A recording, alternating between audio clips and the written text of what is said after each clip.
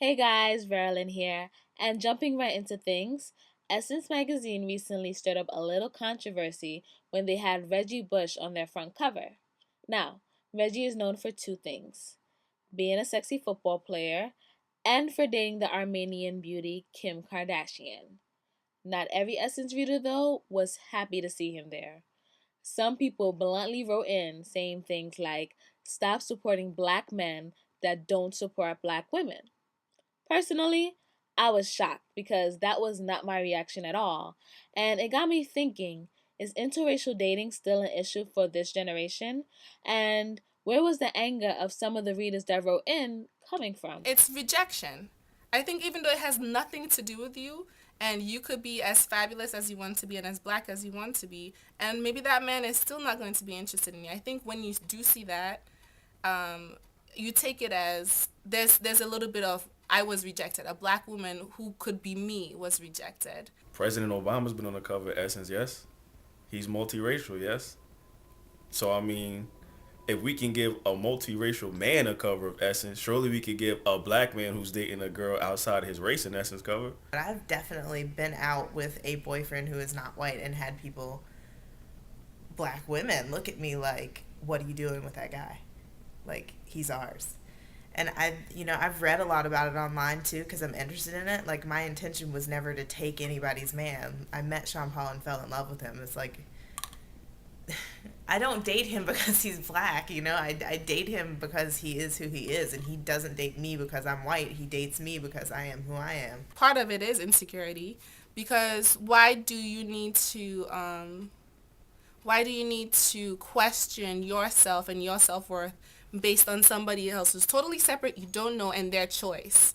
You don't know what led them to arrive there.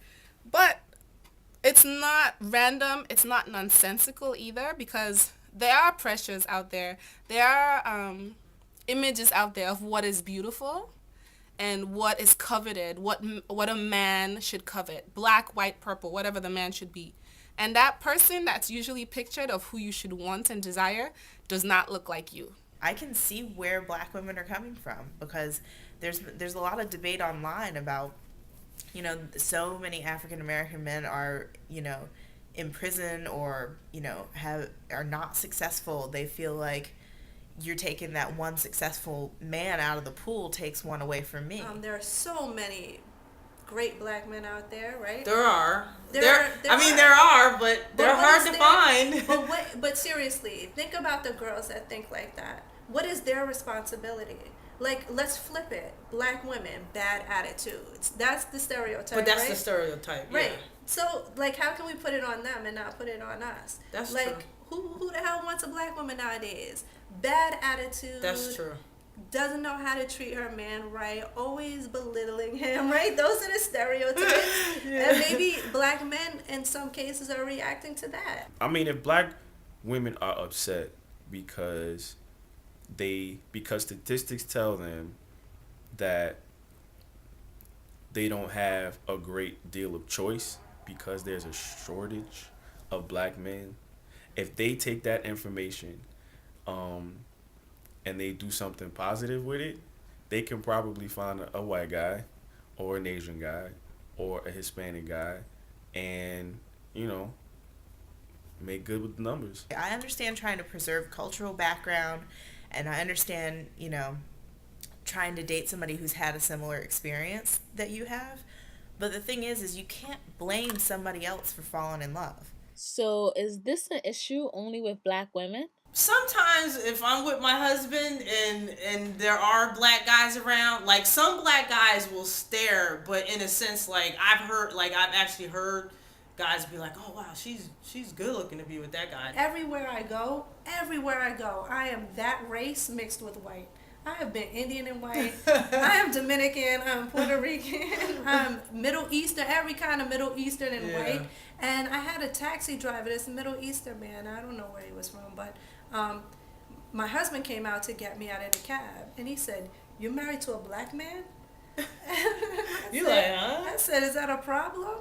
And he says, "Oh, no, no, no." I says, "Well, I'm black." He says, "You are?" And so the whole time we were talking down the He was 7th thinking you Avenue, was he was like thinking him. I was one it, right? So he had a problem with it. Dominican men, Puerto Rican men always have a problem thinking I'm Puerto Rican or Dominican that I have a black husband.